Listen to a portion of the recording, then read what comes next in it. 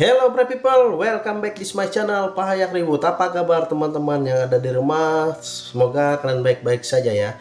Terima kasih teman-teman sudah menonton dan mengklik video ini, dan jangan lupa untuk memberikan subscribe dan like-nya ya bagi teman-teman menyukai video ini. Oke teman-teman, kali ini kita akan menceritakan sebuah cerita sejarah ya. Yang ini mungkin agak sedikit yang berbeda. Nah, pada hari ini tepat 58 yang lalu itu terjadi ya pemberontakan. Namanya yaitu G30 SPKI. Pemberontakan ini bertujuan untuk menggulingkan pemerintahan Indonesia ya teman-teman ya. Yaitu dipimpin oleh seorang ketua partai besar pada saat itu, yaitu Dipa Nusantara Aidit, atau teman-teman mungkin pernah mendengar DN Aidit. Nah, itu singkatannya teman-teman ya. Jadi pemberontakan ini diawali dengan menculik beberapa jenderal ya, letnan jenderal, mayor jenderal. Nah, yaitu ada 6 jenderal dan 1 perwira menengah. Nah, semua dari jenderal-jenderal ini diculik, yang tidak ada yang hidup ya teman-teman ya. Semua telah tewas di tempat, yaitu di lubang buaya. Nah, namun kita tidak membahas itu teman-temannya. Mungkin teman-teman sudah banyak yang tahu ya sejarah-sejarahnya atau stepnya atau bagaimana kondisinya atau konspirasinya. Nah, kali ini kita akan membahas apa yang terjadi jika PKI pada saat itu berhasil menggulingkan pemerintahan Indonesia yang pada saat itu dipimpin oleh Pak Presiden Soekarno ya teman-teman. Nah, ini dia. Jadi kemungkinan yang terjadi di negara kita, yaitu Indonesia akan mengikuti konsep komunis negara Mao ya, yaitu mengedepankan pertanian ya untuk rakyatnya. Dan yang kedua, Indonesia akan jadi negara tertutup dan rakyatnya akan dikerahkan untuk bekerja di pabrik-pabrik ya teman-temannya itu. Nah, selanjutnya yang pasti kebebasan pers akan dibatasi, serta teman-teman tidak akan bisa memiliki mobil-mobil mewah karena mungkin untuk pemerataan ya, yang bisa memiliki mobil-mobil mewah kendaraan itu yaitu pejabat-pejabat yang ada di Indonesia ini, dan juga untuk para militer-militer ya teman-teman ya. Dan juga kita akan punya wajib militer ya teman-teman.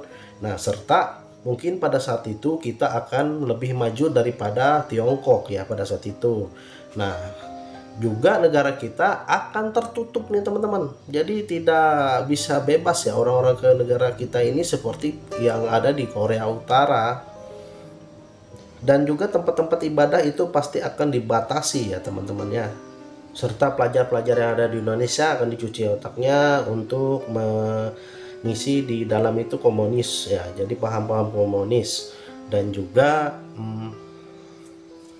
tentunya setiap rumah pasti kita akan dapat ya, jadi tokoh-tokoh yang ada di Indonesia itu harus ada foto-fotonya.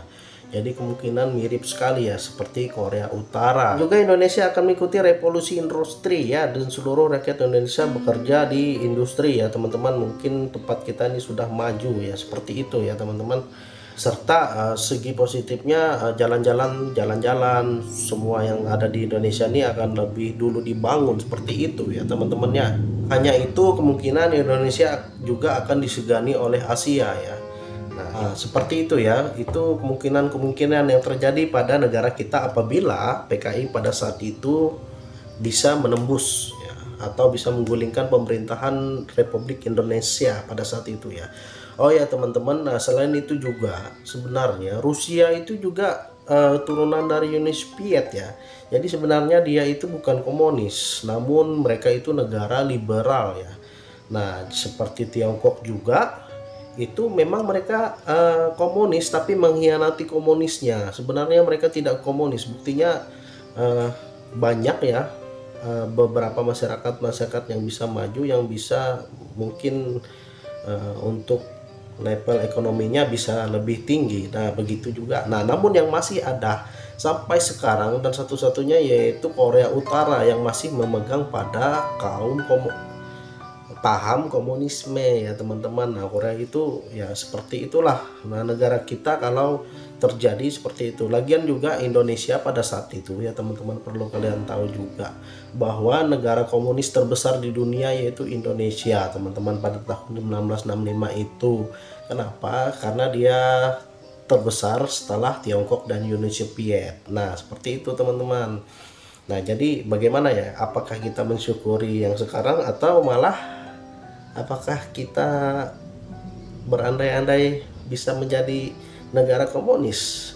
Menjadi komunis ini yaitu mementingkan kesamarataan, teman-teman. Nah, intinya seperti itu.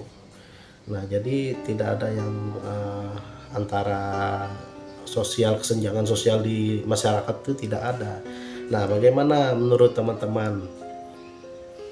Nah, komen di bawah ya teman-teman, apakah teman-teman setuju negara komunis atau tidak.